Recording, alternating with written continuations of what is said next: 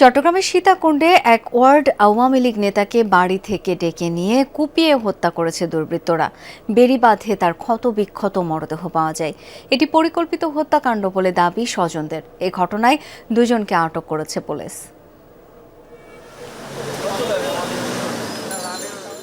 ময়নাতদন্তের জন্য মর্গে মোহাম্মদ শামীমের মরদেহ, আর বাইরে অশ্রুসিক্ত স্বজনরা।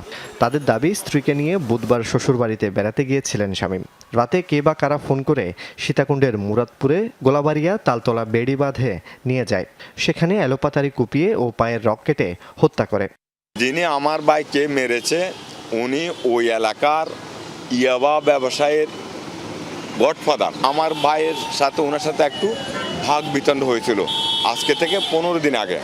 তো ওই ভাগ বিতণ্ড থেকে আমার ভাইকে মেরে ফেলার এই প্রস্তুতি নিচ্ছে। নিহত শামীম সীতাকুণ্ড পৌরসভার 9 নম্বর শিবপুর ওয়ার্ড আওয়ামী লীগের সাংগঠনিক সম্পাদক ছিলেন। কৃষিকাজ করতেন। পূর্বশত্রুতার জেরে পরিকল্পিত এই হত্যাকাণ্ড বলে দাবি স্বজনদের। জড়িতদের চিহ্নিত করে শাস্তি চান তারা। এটা আমি সুস্থ বিশ্বাস, এটা মেনে নেওয়ার মতো ঘটনা না। এটা আমি অন্তত ভালো ছিল আমার সম্বন্ধেটা।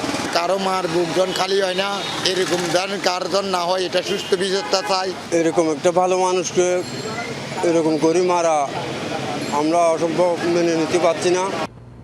সন্দেহভাজন দুজনকে জিজ্ঞাসাবাদের জন্য আটক করেছে পুলিশ।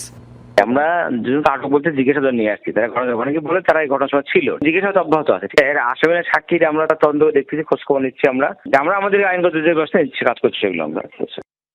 নিহত শামীমের বাড়ি সীতাকুণ্ড পৌরসভার দক্ষিণ শিবপুরে। স্ত্রী ছাড়াও এক মেয়ে ও এক ছেলে রয়েছে তার। জুবাইদ ইবনে শাহাদাত, যমুনা নিউজ, চট্টগ্রাম।